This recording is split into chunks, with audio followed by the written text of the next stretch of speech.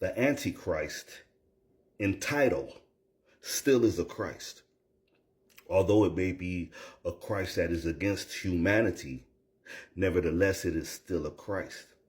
And we have people here who are evil in nature, and they want to bring about chaos so that they can raise this doggone Antichrist and place it on a throne as king. This is why you have people who will profess off of their lips that they are Christian, but indeed they are truly not, because they do not Christian things. The walk of Jesus is the walk of the true Christian, but they don't want to do that at all. They will not do that because that is not of them. The people of the divine Christ, they know that, man, when I am down and when I am out, I want someone to be there to help me. I should not judge people in an ill way. I shall not tell lies on people. I shall help people whenever I can and try to heal not only the people, but try to heal the planet at the same time. The divine Christ is the one that walks in the path of love.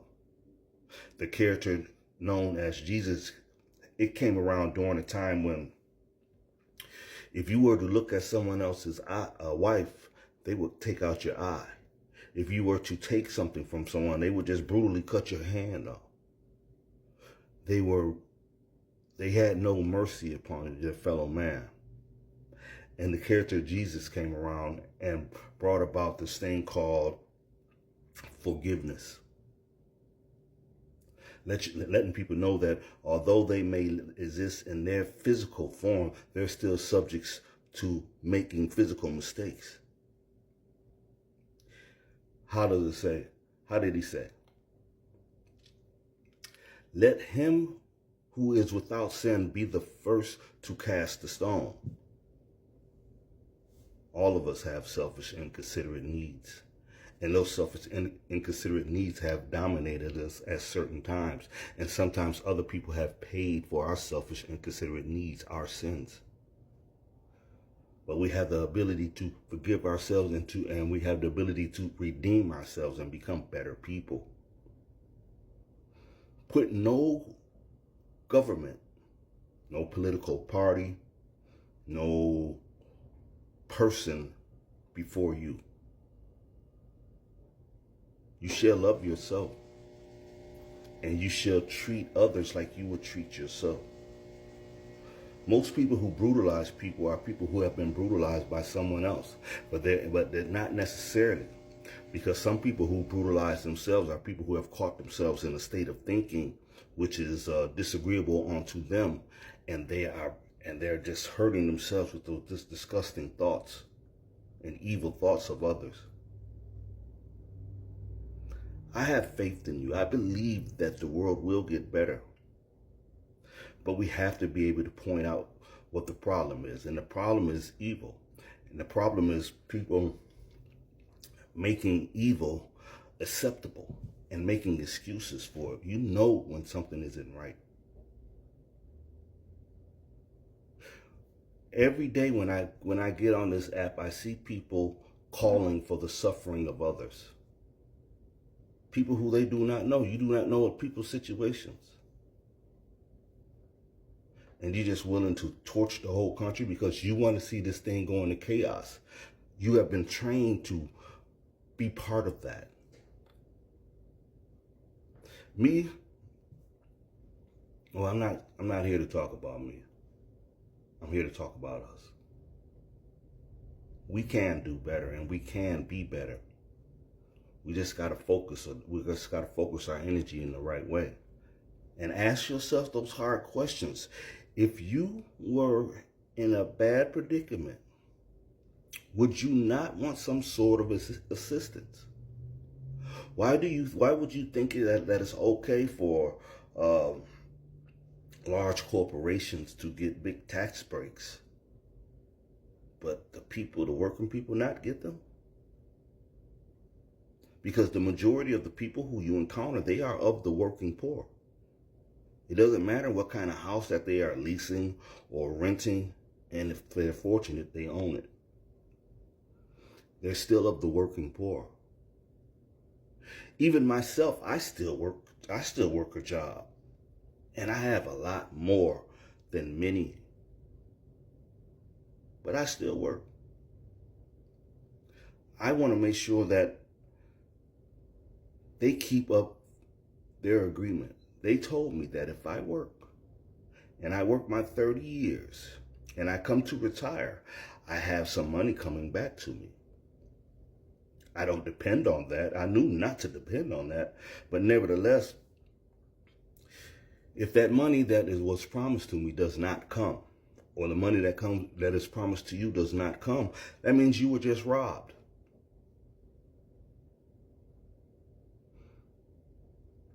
And you can't let these people tell you they don't have money. They just pulled up, close to $1 trillion to create a paramilitary group called ICE. But they don't have money for you and I. This is a planned destruction. Because anyone with good sense, you would know that if we go ahead and generate the wealth and give the people what they deserve, those who put in the work, give the people what they deserve, they're going to spend more money in the economy. And the economy is going to boom. Then they're going to need more people to produce more products. So that's going to build more jobs. It doesn't take a genius to figure that out. What's being done right here in America, this is forced and planned destruction. They've already enslaved the minds of many. Now they just want to enslave the doggone spirit, the soul, and your physical. And a lot of people are rooting for this. We got poor on poor violence going on. Well, we have a war between poor people. We're focusing on one another instead of going up to the top of the pyramid and being like, man, you know what? You guys got too much. 3%, if you're having a cookout, this is my favorite thing from my man Huey Long. If you're having a barbecue, and then you have a man over there, and he's taking up 90-something% of the food, you're not going to be able to feed all the people at that barbecue. You have to go to that man and say, give me back some of that barbecue some of that food that you've taken. You can't eat it all anyway, so that everyone else can eat. But we have become cheerleaders for the rich who give you nothing in return. They're not even creating enough jobs for you. They're trying to figure out a way to use AI and robots to even put you further back. And we are cheering for this. This battle between the so-called Republicans and the so-called Democrats, it has to come to an end. At some point, you're going to have to deal with actuality. And the actual matter of fact is that the rich is getting too much. And they're taking from the working poor and the poor. And the poor, they're going to war. They want the people who are poorer than them to have less than them so they can feel that they're doing better than someone. But in actuality, you're not, because you're giving up parts of your soul. You're giving up parts of your decency. You're giving away parts of your humanity just by throwing people under the bus. So you can get more crumbs while those at the top eat cake and throw away steak.